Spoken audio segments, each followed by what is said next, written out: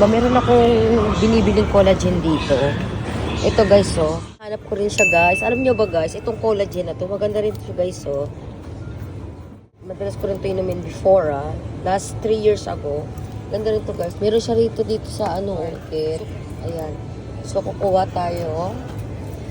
Yan, kailangan natin ng collagen sa ating katawan guys. Ito lang. Dahil kakaroon tayo ng mga wrinkles. Aray Yan, ko. kailangan natin mag-inom ng collagen. Dahil hindi naman tayo bata. Matanda na rin tayo. And then, fish.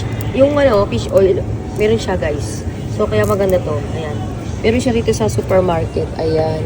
So, kumuha na ako ng 5 piraso. Ayun. Ay, kumuha pa tayo ng marami. So, ayan. Yun lang. Ako ng marami guys. Ayan o. Ewan ko na lang kung di pa ako malula sa collagen. Sa dami ba naman ng collagen guys. Ayan. Ayan siya guys. Saan ba supermarket ko nabibili? Oh? Kahit saan po supermarket meron to guys. Amino collagen. So yun lang. Bili na kayo. Diyan eh.